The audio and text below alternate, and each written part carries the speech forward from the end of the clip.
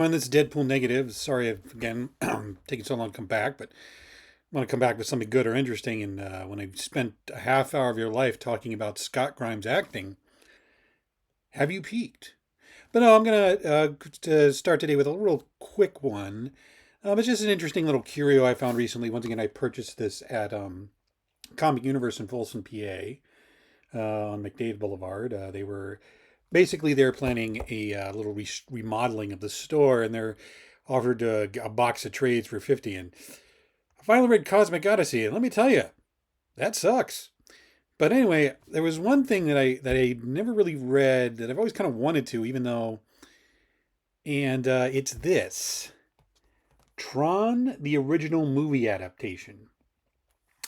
Now, back in 2009, after when Disney purchased Marvel, there was a lot of speculation if Disney was going to put Marvel Disney Comics through Marvel, and that did happen a couple times. There were a couple Marvel Disney projects. There was a Figment project, a Big Thunder Mountain project, but it turned out the first one was the comic version of the a two-issue miniseries called Tron Betrayal, which was later collected a graphic novel not published by Marvel.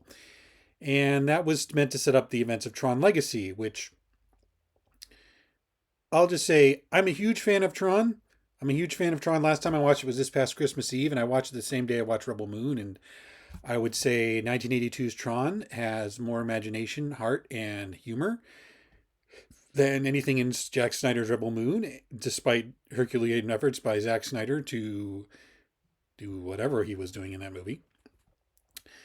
My Robert Meyer Burnett, who's been kind enough to boost this channel sometimes, he filmed an amazing documentary that's on the special edition of the Blu-ray and the original DVD published in 2002 and the Blu-ray.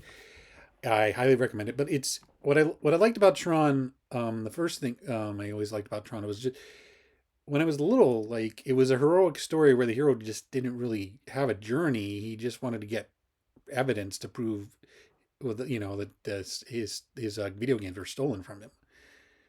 And the title character, the essential, was what I liked about the way Tron was more of a tool to fight the bad guy, and Boxleitner and Bruce Boxleitner played him as very, very he called it Dudley Do Right, but it was all Dudley Do Right, but there's always an edge to him. Even though he was the good guy, he was kind of scary. I mean, to a 5-year-old, he was kind of scary, or a 6-year-old. I can't remember when they first rented it, but I rented it a lot, and I watch it, and I'm one of those guys who really loves it, and I'm one of those guys who is tremendously disappointed by Tron Legacy.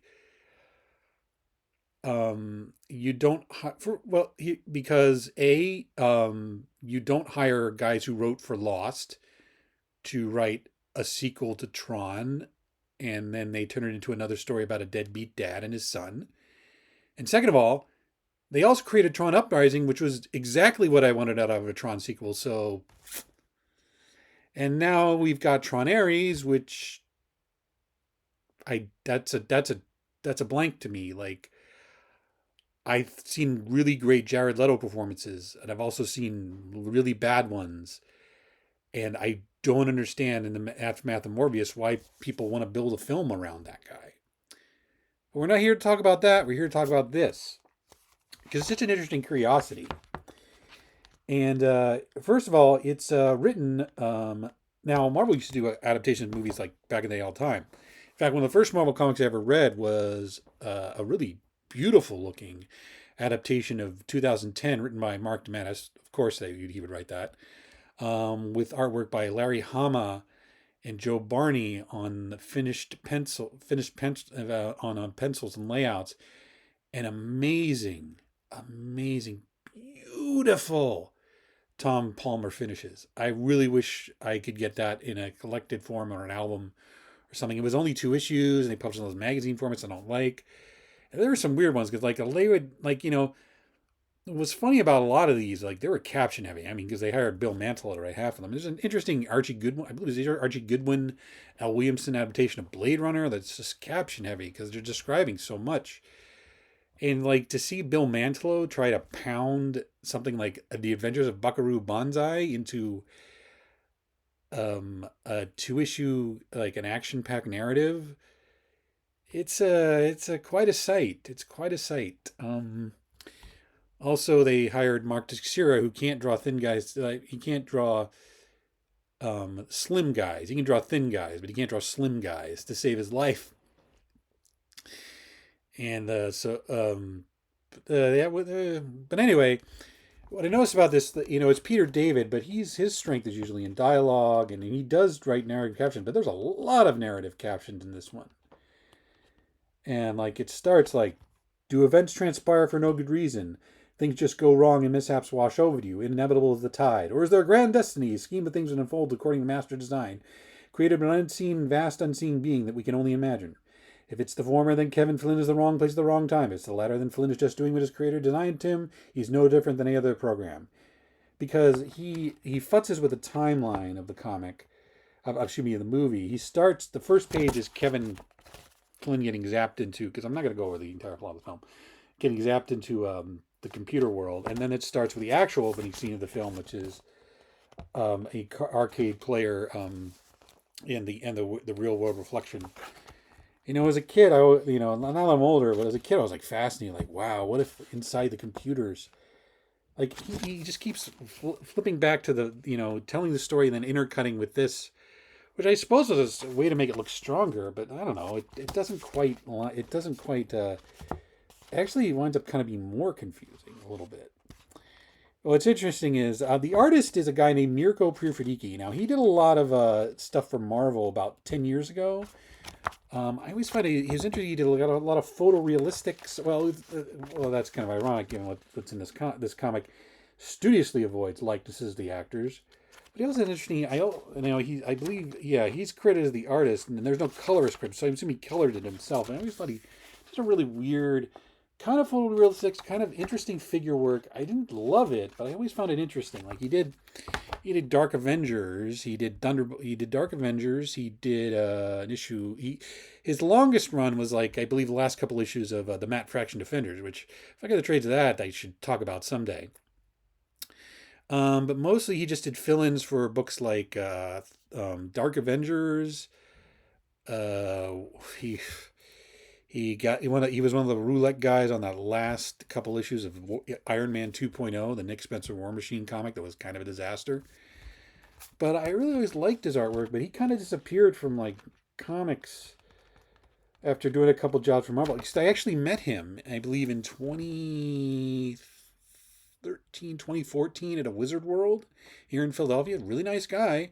Had a couple books signed by him, but like he kind of disappeared from Marvel and after that. And the only credit I found for him is doing pencil assist for Matt Lupacino on the Starfire series from 2016.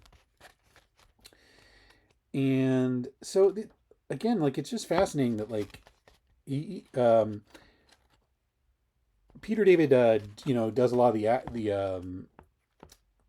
the dialogue for the film. He doesn't alter the dialogue at all.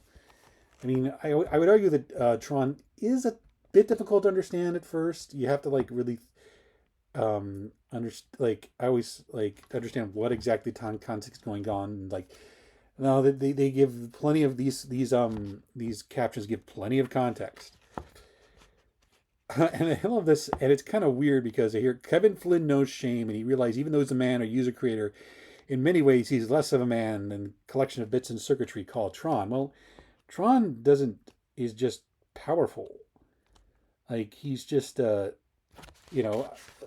David does a couple things. Like he has Flynn thinking, "Am I crazy?" Like you don't get that sense in the film. He kind of adapts to it pretty quickly.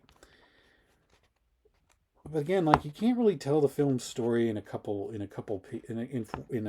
looks like to be about 88 pages. It's interesting to read, interesting to look at, but is it good? No. I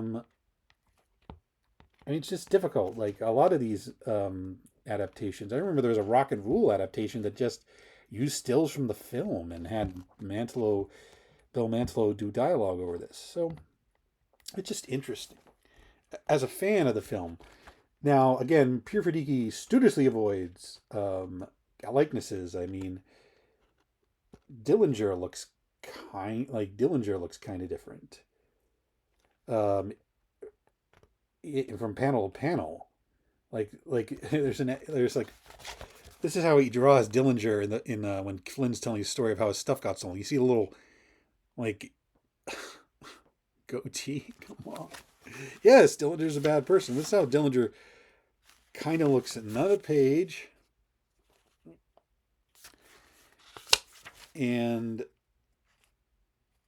it kind of looks like this. Then the next page, a little inconsistent. I thought his likeness of Barnard Hughes come close, and I believe Hughes was dead at this point, so it probably wouldn't have mattered. And like, it's weird because sometimes like this sort of looks like Bruce Boxleitner, but like all the shots of Tron don't look like Bruce Boxleitner. This kind of looks like Jeff Bridges, but like pretty much any other shot of the character in the film, it looks just like a regular guy. It's kind of neat, you know. Again, I love this movie, and I don't hate this comic, but I can't really recommend it. It's just a weird curiosity. And then the most interesting thing about it, actually, two interesting things. Like, I think one thing I have to say, I think it does do a better job with the film, is like Flynn's decision to jump into the beam. Like, he does a little internal thoughts, and I think it's a little nice bit of characterization. There's also something really interesting he does. When Flynn destroys the Master Control program, Flynn and Tron, excuse me. Every computer, there's this bit of narrative caption says, every computer tied into the web, wherever it is in the world, and I'm not really sure there was enough of a web in 1982, but let's roll with it.